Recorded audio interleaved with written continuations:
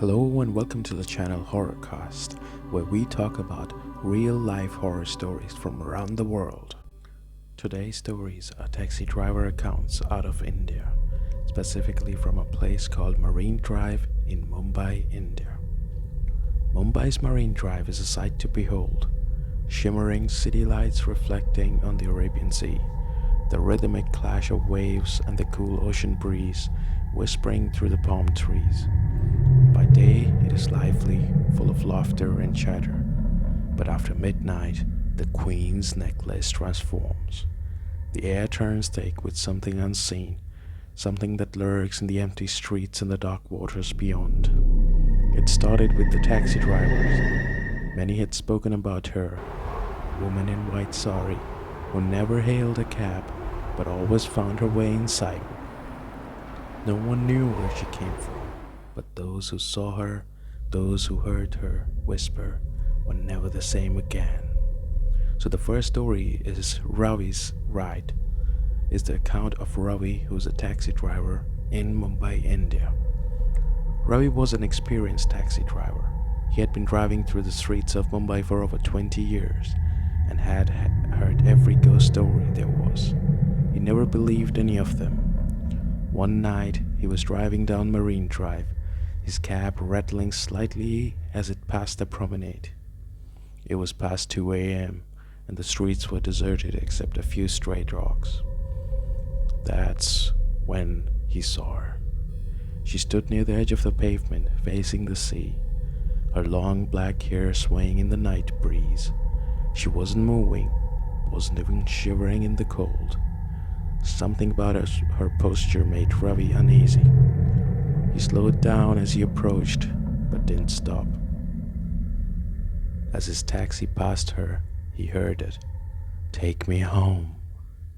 The whisper came from inside the car. His blood turned to ice. His hands trembled on the steering wheel.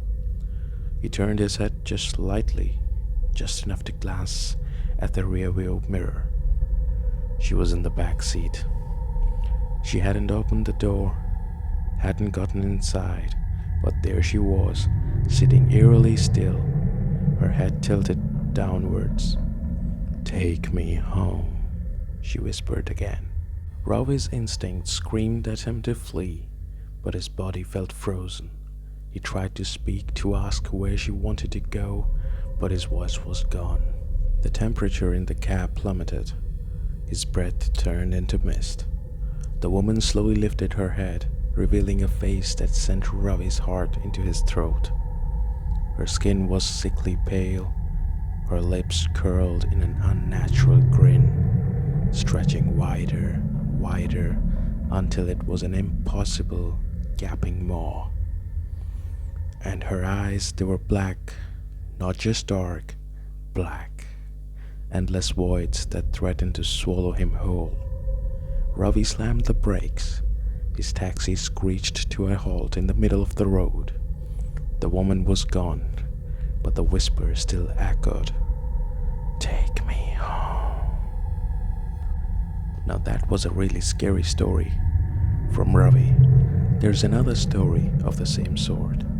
This is a story of Ajay. Ajay was also a taxi driver in the same city of Mumbai as Ravi. And Ajay had heard Ravi's story. Every taxi driver at the stand had. But he had bills to pay, and avoiding night rides wasn't an option. One stormy night, he was driving along Marine Drive when he saw her, standing exactly where Ravi had described. This time she turned to face the cab. Ajay's stomach clenched. The street light barely illuminated her face, but he could see enough. Hollow sunken eyes, a smile that didn't belong on a living person. Then she stepped forward. Ajay pressed down on the accelerator. He wasn't waiting for whatever horrors was about to unfold.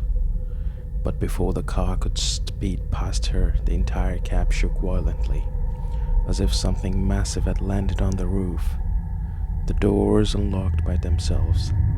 The radio crackled to life, though Ajay had turned it off hours ago. A distorted voice hummed through the speakers, whispering something incomprehensible, something wet and gurgling. The rearview mirror, he didn't want to look, but his eyes moved on their own. She was inside, but this time she wasn't alone. A second figure, barely visible in the flickering streetlight, sat beside her.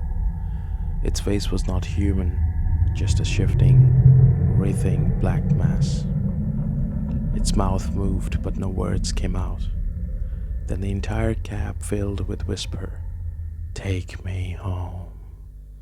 Take me home. Ajay couldn't take it. He screamed and yanked the steering wheel and crashed the car into a lamppost. When he woke up, he was lying on the pavement, paramedics surrounding him. His cab was totaled, but what haunted him most was the police said. They had found him alone in the car, but the backseat was soaking wet, as if someone had been sitting there, someone who had just stepped out of the sea. Now, after this chilling story, we move to a story of a police constable who was assigned to night patrol along the Marine Drive. His name was Samir. He liked the job. It was peaceful, uneventful. Most nights he sat in his jeep sipping chai, watching people sneak kisses under the dim glow of streetlight. But one night, things changed. It was around 2:45 a.m. The waves were rough at night, louder than usual. The wind carried the scent of salt and something else, something rotting. Samir wrinkled his nose and adjusted his cap. Then he saw him, a man standing at the edge of the promenade, staring out at the sea. His clothes were soaking wet, his hair dripped onto the pavement. His shoulders heaved like he had just emerged from the water. Samir stepped out of his jeep. "Oi, what are you doing here at this hour?" he called. The man didn't answer. He didn't even turn around.